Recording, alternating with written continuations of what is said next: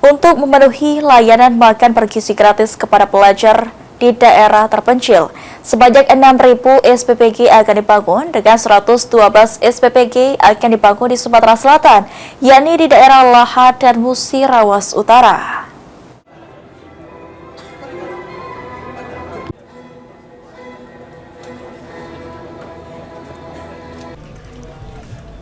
Sebanyak 30.000 satuan pelayanan pemenuhan gizi (SPPG) ditargetkan terbentuk pada tahun 2025.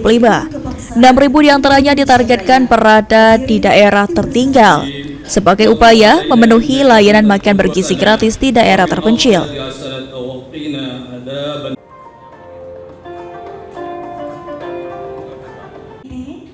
Kita tidak hanya sekedar duduk bersama Bapak Ibu dalam Indonesia. Dari total 6.000 SPPG di daerah terpencil, sebanyak 112 SPPG akan dibangun di Sumatera Selatan, yakni 108 di Musirawas Utara dan 4 SPPG di Kabupaten Lahat. Sekretaris Deputi Bidang Sistem dan Data Kelola Badan Gizi Nasional, Ermia Sofiesi mengatakan, hingga saat ini SPPG di daerah terpencil belum ada yang beroperasi sehingga perlu adanya percepatan dan kolaborasi bersama pemerintah daerah.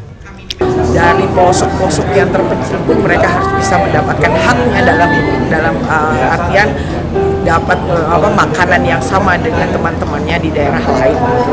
Jadi dalam hal ini hari ini di sini bentuk sinergi kita dengan berbagai pemerintah daerah terutama di wilayah Sumatera untuk bisa memenuhi kebutuhan tersebut untuk anak-anak di daerah terpencil, sehingga kita perlu membangun SPPG di daerah terpencil, yaitu terdepan, terluar dan terpencil ya.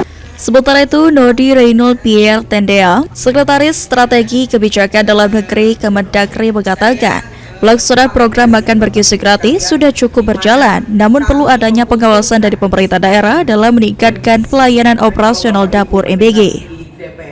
Dengan harapan kalau kita memberi intervensi dan kita juga merekrut yang namanya wakil yayasan regional dari sisi BGN, kemudian juga dari pemerintah daerah. Nah, pemerintah daerah juga harus berperan di sini karena sudah ada edaran Mendagri untuk seluruh daerah memberikan dukungan kepada MBG yang ada di daerah melalui SPPG ini untuk kelancaran daripada operasionalisasi setiap dapur yang ada di daerah.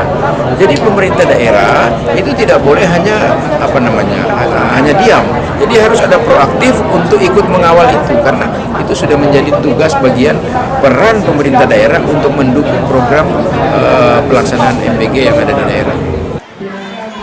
Sementara pada bulan September 2025, sebanyak 9.000 SPPG sudah beroperasi secara nasional dan 5.000 SPPG masih belum beroperasi. Jumlah tersebut sesuai dengan target yang ditentukan di bulan September dengan pembentukan 14.000 SPPG di Indonesia. Eki Saputra, PAL TV.